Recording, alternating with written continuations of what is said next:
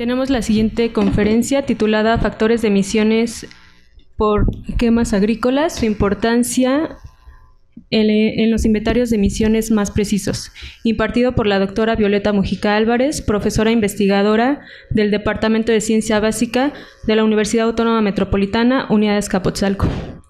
La doctora Mujica es coordinadora del posgrado de Ciencias e Ingeniería Ambientales de la Universidad Autónoma Metropolitana, institución que le otorgó la mención de profesora distinguida. Es licenciada y maestra en Química por la Universidad Nacional Autónoma de México y doctora en Ingeniería Ambiental por la misma institución. Fue profesora visitante en el Instituto Tecnológico de Química, Atmósfera, en la realización de estancias de investigación en la Universidad Politécnica de Barcelona y el Instituto de Catalísis Petroquímica de Madrid. Es miembro de la Academia Mexicana de Ciencias, así como reconocida experta en materia de cambio climático a nivel nacional. Démosle un fuerte aplauso a la doctora Violeta Mujica. Bueno, este proyecto, está ahí el logo de la INEC, del Instituto Nacional de Ecología y Cambio Climático, porque fue esta institución la que dio la mayoría de los recursos para llevarlo a cabo. Y bueno, este trabajo es el trabajo de doctorado, en gran parte es el trabajo de doctorado de la maestra Naxieli Santiago de la Rosa, que es estudiante del doctorado en Ciencias e Ingeniería Ambientales. Pero en realidad desde hace casi 5 años, empezamos a trabajar en el equipo de química aplicada con el problema de las quemas agrícolas. Bueno, aquí están todos los participantes, han sido muchos alumnos, han salido varias tesis de licenciatura, tesis de maestría. Y bueno, este es el contenido que voy a dar, lo paso rápidamente. Y bueno, en México, y así como en muchos países de Latinoamérica, la práctica de la quema es algo común, la práctica de la quema agrícola. De hecho, hoy se ha estado hablando de las ciudades y uno pensaría que, bueno, ese problema no le toca a la Ciudad de México. Bueno, sí le toca. Como dijo el maestro Óscar Vázquez, la delegación Milpalta es la más grande, que es donde se encuentra la parte agrícola de la ciudad, y prácticamente en casi todos lados se realiza la quema. Los principales productos agrícolas mexicanos han sido el azúcar, el maíz, el sorgo y el trigo. Y bueno, lo que pasa, ¿por qué se hacen las quemas? Las quemas se hacen porque facilitan la limpieza del terreno. En caso especial, es un caso especial la caña de azúcar, porque la caña de azúcar, además de quemar los residuos agrícolas después de la cosecha, hay una quema antes de la cosecha. ¿Para qué? Para facilitar el corte de la caña. Entonces, en el caso de la caña de azúcar, tenemos doble quema, y en el caso de los demás cultivos tenemos la quema de los residuos. Entonces, ¿qué pasa? Pues ahí tenemos una combustión incompleta que nos da una serie de contaminantes atmosféricos, como son las partículas, gases, y en conjunto le llamamos aerosoles carbonáceos porque tienen alto contenido de carbono. Bueno, ¿esto qué pasa? Bueno, pues es que tenemos una gran cantidad de carbono dentro de la materia vegetal que es factible de quemarse, pero en las condiciones en que se encuentra, pues esta combustión es muy incompleta. Y también el tipo de contaminantes que se emite va a depender de cómo está constituida esta materia orgánica. Bueno, estos son datos, no solamente es México, es Latinoamérica, es la India, es la África, e incluso en los Estados Unidos también se hacen quemas agrícolas.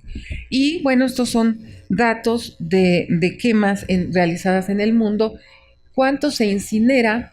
Vean la cantidad de terreno que se incinera, hasta 80 millones de kilómetros cuadrados se incineran por año. Y esto son la biomasa consumida, y estos son los gases que se están emitiendo por esto. Esto era en el 2007. Bueno, el día de hoy han estado viendo varias cuestiones de cambio climático, no tiene mucho caso que aborde, pero recordemos que están llegando la radiación ultravioleta, parte de esta es reflejada, parte de esta es absorbida, y alguna de ellas, las que es absorbida, regresa como radiación ultravioleta que debería de salir del planeta, no sale y es atrapada precisamente por los conocidos gases de efecto invernadero, que son el dióxido de carbono, el metano y el óxido nitroso. Y bueno, ahora hay un contaminante que no es nuevo, pero que ha tenido últimamente gran atención para las cuestiones de cambio climático, que es el carbono negro. Este carbono negro o carbono elemental, dependiendo de cómo se mida, es lo que conocemos como hollín. Y este hollín es capaz también de retener la radiación infrarroja. En realidad, el hollín puede atrapar cualquier tipo de radiación como un cuerpo negro y luego emitirlo, generando calor. Entonces, los gases invernadero y esta especie que es de carbono negro son capaces de atrapar esta energía, retenerla y luego regresarla a la Tierra, provocando un efecto global de calentamiento, que es lo que conocemos como el cambio climático. El carbono negro ha tenido ahora mucha atención por una razón. Como está en forma de partícula, es más fácil controlar las partículas que los gases. O sea, controlar el CO2, la única manera de controlarlo es no producirlo. Y bueno, hay algunas que otras de atraparlo y convertirlo en otras cosas, pero hasta la fecha son totalmente inviables económicamente. Sin embargo, en el caso de las partículas se pueden atrapar más fácilmente porque hay equipos de control.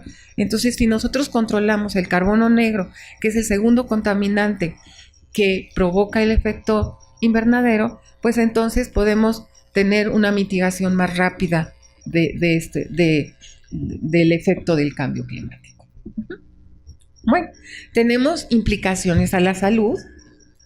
Se dice que solamente las partículas PM2.5, es decir, aquellas que tienen un diámetro aerodinámico menor a 2.5 micrómetros, están provocando al año 0.8 millones de muertes prematuras. Eso es una cantidad muy alta y esto está reportado en 2005. Hace 2 años, la Organización Mundial de la Salud declaró oficialmente que las partículas atmosféricas tienen un potencial cancerígeno importante, por lo que este número que está ahora en estudios se va a ver muy incrementado. Y bueno, la otra parte es que además del hollín que se desprende de la combustión incompleta, se desprende el carbono como compuestos orgánicos, que es lo que llamamos carbono orgánico. Y dentro de estos carbono orgánico tenemos tóxicos muy importantes, que son los cancerígenos que menciona la Organización Mundial de la Salud. Como implicación climática, tenemos el carbono negro que les mencioné hace rato, que después del CO2 es el principal causante del calentamiento global. Y bueno, México en el Acuerdo de París comprometió una reducción del 51% de esta sustancia y con eso cumplir sus compromisos internacionales de cambio climático, comparado con lo que se producía en el 2013. Entonces, bueno, ahora hay un gran interés por la disminución de esto. Estos son los productos de la combustión. Aquí tenemos en color rojo los que serían los contaminantes climáticos y en color azul los demás. Es monóxido de carbono, compuestos orgánicos volátiles o hidrocarburos, los tóxicos que pueden ser bencenos, dioxinas, óxidos de nitrógeno y partículas atmosféricas. Bueno, entonces las partículas atmosféricas, por la presencia de carbono orgánico que contiene compuestos tóxicos como son estos compuestos que se llaman, no está aquí, pero se llaman compuestos policíclicos aromáticos, cuyo representante principal es el benzoapireno. Este es el benzoapireno, que si ustedes ven cómo se forma, este es el hollín o el carbono negro, de compuestos químicos más sencillos se van haciendo estos ciclos para finalizar en esto. Y al final tenemos dentro del hollín, además del carbono negro, estos compuestos como el benzoapireno que tienen potenciales cancerígenos altos. Es por eso que están consideradas las partículas atmosféricas como cancerígenas. Y bueno, les comenté que habíamos hecho una gran cantidad de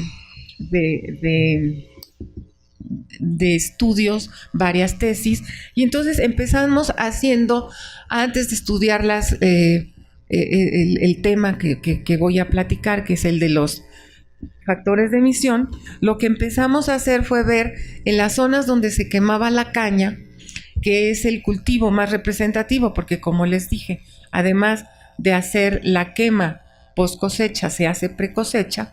Entonces empezamos a ver qué pasaba en las ciudades donde se quema la caña.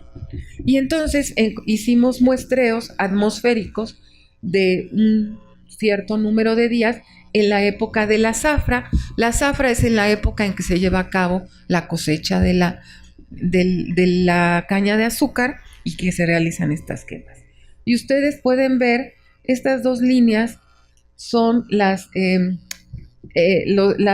normas de calidad del aire para PM2.5 y para PM10, y entonces podemos ver cómo durante la zafra en la ciudad de Córdoba pues se exceden varios días la norma, sobre todo de PM2.5, y vemos que en la época de no zafra, es decir, cuando los 6 meses que no hay cosecha de caña, en realidad los habitantes de esa ciudad tienen una buena calidad del aire, que prácticamente, con excepción de este día que tenemos, no rebasan las normas ambientales. Este fue realizado en Chiapas, en donde, bueno, aquí tenemos otra manera de presentar los resultados. En Chiapas, que es una zona muy rural, muy agrícola, en una planicie con más vientos, el impacto de la quema de la caña no fue tan alto, pero sin embargo, bueno, sí se puede ver que cuando estamos en la época de zafra, vean los números de los contaminantes y vean en la época de zafra cómo son altos. Aquí no tuvimos muchas excedencias de la norma, pero sí es claro cómo se incrementa la concentración de contaminantes. Aquí en Chiapas se puede ver cómo están las concentraciones de carbono elemental y carbono orgánico en la zafra y en la no zafra.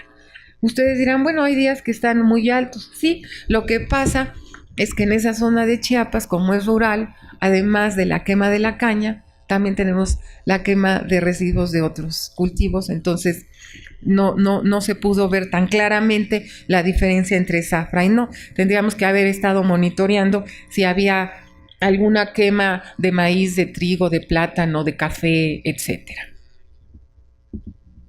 Y bueno, fue en Morelos. En Morelos, sí se ven, aquí sí es muy impactante las diferencias,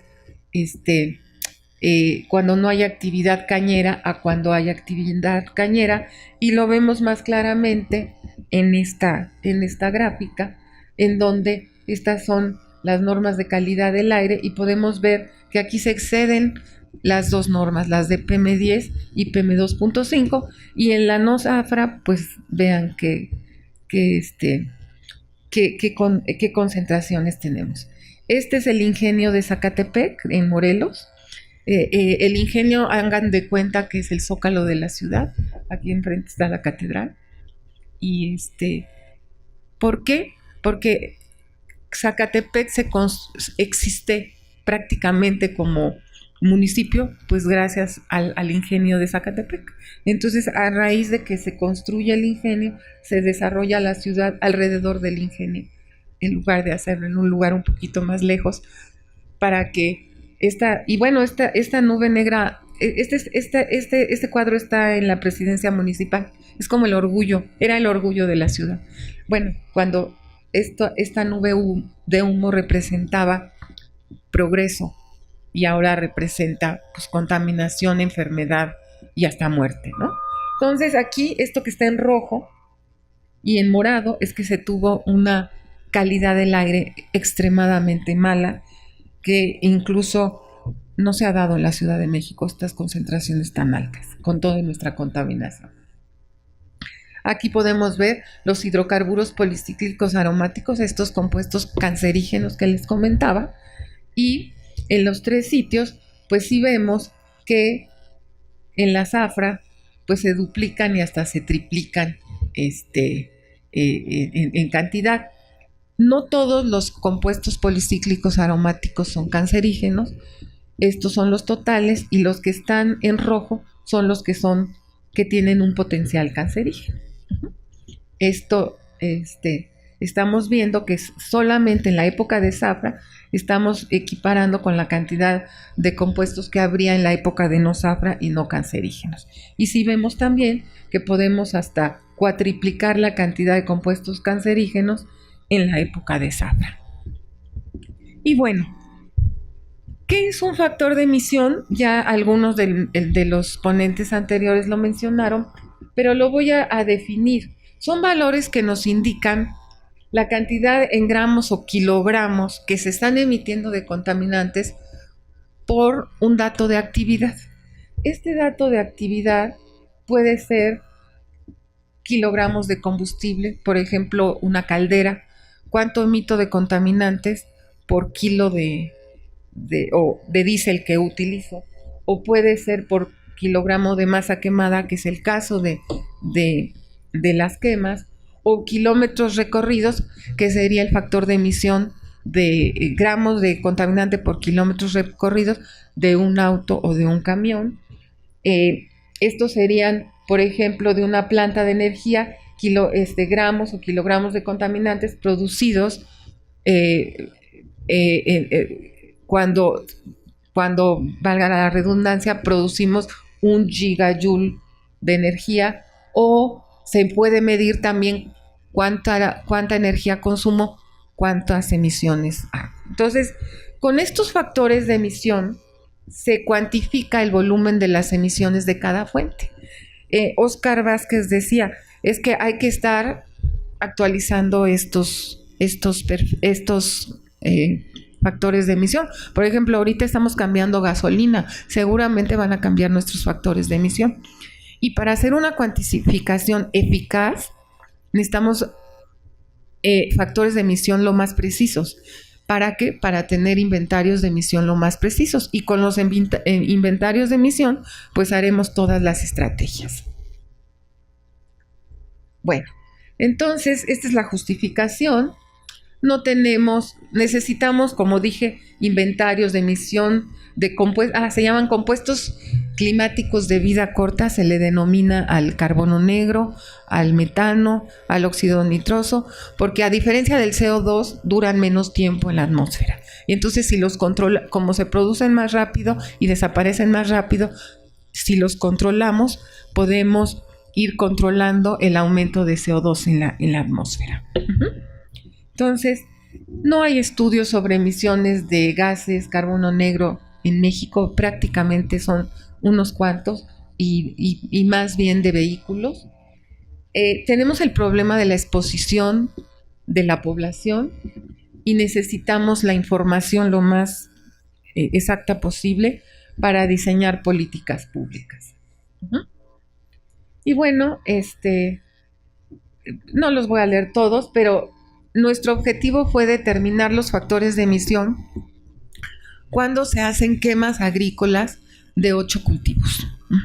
De estos 8 cultivos que vienen aquí, que son maíz, caña de azúcar, sorgo, trigo, frijol, cebada, algodón y alfalfa. Estos 8 cultivos, en realidad en la tesis de Naxieli se hizo un cultivo más, que es el arroz. Y bueno, como objetivos específicos, pues para ello tuvimos que diseñar y construir una cámara de combustión en la que pudiéramos capturar todas las emisiones de la quema y después medir en esas emisiones, en ese humo que está saliendo, de manera precisa las partículas y los gases que se estaban emitiendo. Después, pues cuantificamos con diferentes analizadores y generamos una base de datos en que nos tuvimos que ir a ver la superficie de las cosechas, cuánto se produce, cuánto es la humedad, cuánto es base seca, cuánto es base húmeda, para todos los cultivos, para que finalmente se pueda proponer alguna estrategia de mitigación. Entonces, esto fue la metodología solamente para la quema. Diseñamos y construimos, muestreamos, hicimos los análisis. Para ello hicimos lo que se llama un análisis isocinético, ahorita lo vamos a ver un poquito. Hicimos análisis gravimétrico de partículas, analizamos carbono orgánico elemental y determinamos los factores de emisión. ¿Ok? Estos fueron los cultivos colectados. Para cada cultivo se colectaron en 3 sitios. Y ustedes ven Jalisco, Sonora, Estado de México, Chiapas, Veracruz, Morelos, etcétera, para tener como una representatividad de las especies de todo el país. Porque uno diría, bueno, es que no es igual a lo mejor el residuo de la caña de Veracruz que el de Chiapas, o no es igual los residuos de trigo en Sonora que en Hidalgo. Entonces, bueno, al menos se tuvo de 3 lugares. Aquí lo hicimos acá en el incinerador, en donde estaba está el incinerador, no se utiliza, pero lo hicimos en esa zona. Y pues aquí se pueden ver los diferentes tipos de residuos que tuvimos de cada cultivo. Se secaban. Fue un trabajo fenomenal desde colectarlos, secarlos y luego trabajarlos. Por eso es que hay tantos alumnos. Se analizaron, aquí viene el análisis elemental, del puro residuo, cuánto contenido de carbono, de hidrógeno y de oxígeno tenían, que nos da, que con eso podemos hacer un cálculo de balance de masa, y se hizo para todos. Y bueno, en realidad se vio que la composición de los residuos en cuanto a carbono, nitrógeno, carbono, hidrógeno y oxígeno, pues es muy, muy similar. Se construyó un quemador con estas características, con un tiro muy alto, para que cuando se hiciera la quema en esta parte, no se saliera el humo por los lados, ¿no? Eso, al principio todo se iba para afuera, nos llenábamos de tizne, y al final, bueno, ya no se salía absolutamente nada. Esta parte es la parte de la chimenea donde está el puerto de muestreo, donde entra la sonda con el ciclón para capturar las partículas. Y a lo ancho más bien de la chimenea se tenían 8 puntos de muestreo, es decir, se muestrea en 8 puntos, se hace un promedio. Bueno, hay toda una metodología, que hay una norma de la EPA muy similar a la norma mexicana de las fábricas, y así se hicieron los muestreos. Esta es la fotografía. Aquí podemos ver el sitio. Este es el puerto de muestreo, esta es la sonda de muestreo, este es el equipo que está atrás de la sonda, este es el ciclón que se metía dentro de la chimenea para separar las partículas grandes de las pequeñas. Primero se metía en una chimenea, por ejemplo, industrial, se puede meter PM10 y PM2.5 seguido, pero pues aquí está tan angostita que solamente nos cabía uno de los 2 ciclones. Esta es la consola con la que se controlan flujos y se mide temperatura y todo. Y a esto se le llama tren isocinético. ¿Por qué se llama tren isocinético? Porque aquí está saliendo una gran cantidad de gases y esta sonda toma una muestra. De la misma manera como que una pipeta toma una muestra del agua, aquí tomamos una muestra del gas. Y a diferencia de que midamos el volumen, lo que hacemos es que medimos velocidades y flujos. Y por eso se llama isocinético, porque la velocidad con que corren los gases aquí es la misma que corren los gases acá y se puede hacer todo el balance de materia para hacer los cálculos. Muy ingenieril, eso es muy ingenieril. Bueno, aquí se tiene el ciclón de PM10, este es el quemador, aquí cuando estaba en la etapa de la flama. Entonces, esto es lo que les decía, aquí está, esta es la chimenea, entra, que en realidad es un tubo pitot, la mayoría de los ingenieros han medido el flujo con un tubo pitot, bueno, pues eso es lo que se hace, y se mide el flujo volumétrico. Aquí está otra vez el equipo completo. Y bueno, les puse primero una metodología chiquita, pero para el protocolo ya de medición de los factores de emisión, pues es todo esto. Es de determinar la composición, hacer toda la quema, luego hacer la captura de gases, la captura de partículas y luego llevarlos, cada uno de ellos, a un análisis químico.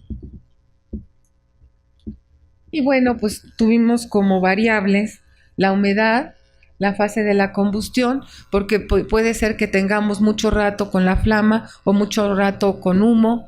Entonces, no me voy a detener en esto, pero sí fueron decenas de quemas que se tuvieron que hacer para encontrar las condiciones óptimas para hacer las mediciones, que no se saturara el filtro con partículas, que no se parara el muestreo porque había muy pocos gases o muchos gases o mucho oxígeno o poco oxígeno.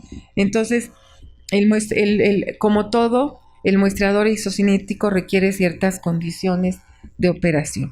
Y entonces, básicamente fue cuánto duraba la fase de combustión, la alimentación, si lo estábamos haciendo en continuo, si poníamos lotes, y el tiempo de la quema. Y bueno, después de todo eso, ya obtuvimos los factores de emisión. Aquí están los factores de emisión para PM10, para partículas, en que estos factores, es que no sé, es creo por la computadora, el cambio de computadora. Esto está en gramos de PM10 por kilogramo de masa de residuo. Ajá. Y aquí podemos ver que cuando se quema la alfalfa, el algodón, el sorgo, pues es cuando más emite. O sea, no emite lo mismo que yo queme residuos de estos tres a que queme residuos de esto. Los campesinos luego lo saben muy bien, porque a veces los campesinos que no tienen combustible usan los residuos agrícolas para sus estufas o para sus anafres, y ellos ya saben cuáles son los que echan más humo, más partículas, y entonces pues los seleccionan. Entonces, la caña, la cebada fueron el frijol los que menos emiten, pero bueno, también sacamos cada factor. Estas son las de PM2.5, que tienen la misma tendencia, igual alfalfa, algodón y sorgo son los que más altos dieron. Este ya vendría siendo el de carbono negro, que es lo que particularmente le interesa al Instituto Nacional de Ecología y Cambio Climático para hacer. PM10 y PM2.5 sirven para hacer los inventarios de emisión de contaminantes atmosféricos. Y carbono negro, metano y CO2 pues sirven para hacer los inventarios de compuestos de gases y especies de efecto invernadero. Entonces, el de carbono negro era de particular importancia. ¿Por qué? Porque, como les dije, México se comprometió a bajar el 51% de carbono negro para el año 2030 y lo tiene que cumplir. Bueno, si no, pues no cumple sus compromisos internacionales, ¿no? Si no cumple los nacionales, pues él es el club nacional, pero en el club internacional se ve feo. Entonces, están preocupados por hacer el cumplimiento de esto, y entonces, bueno, aquí se ve la tendencia, si se fijan, cambia un poco. Quiere decir que el tipo de partículas que emite cada tipo de residuo es distinto. Entonces, esto es parte de lo valioso que ha sido este trabajo. Estos son los factores de emisión de los gases, que acordémonos que siempre un ingeniero, cuestión ideal era tener la combustión ideal, es decir, entre más CO2 obtuviera era mejor. Entonces, aquí en realidad estos que tienen más producción de CO2 quiere decir que producen menos compuestos de monóxido de carbono y de carbono orgánico. O sea, se produce más CO2, que es climático, pero no se producen los compuestos tóxicos atmosféricos. Entonces, bueno, es según con la óptica con que se vea cada cosa. Estos son los de monóxido de carbono debidos a la combustión incompleta, y aquí otra vez estos tres, los mismos que para las partículas, pues son los más altos. Y bueno, aquí tenemos ya toda la tabla de los factores de emisión para cada tipo para cada tipo de residuo. Y estos numeritos que ven aquí, 1, 5 o 6, es la comparación que se hizo, que la van a ver en la que sigue, con otros estudios publicados. ¿Cómo se calculaban? O sea, nunca se habían determinado factores de emisión en México de estos residuos. Entonces, ¿cómo hacían el inventario de emisión? Bueno, el inventario de emisión se hacía con la recomendación del panel intergubernamental de cambio climático, conocido como IPCC, que recomienda los factores de emisión de unos señores Andrea y Merlet, que en realidad dan el mismo factor de emisión para todos los cultivos, para todos. O sea, emite lo mismo el algodón que el maíz, que la caña, que el frijol, etc. Y bueno, nosotros lo que estamos demostrando es que eso no es verdad, y que si se siguen utilizando esos, pues hay una incertidumbre mayor, un error mayor en los inventarios de emisión que se producen. Y entonces, bueno, alguna de las políticas que se lleven a cabo puede no ser basados en ese es el riesgo. Si tú tienes un inventario de emisión no exacto, pues tienes el riesgo de no hacer las mejores políticas. Aquí está más, en realidad no tiene caso detenernos.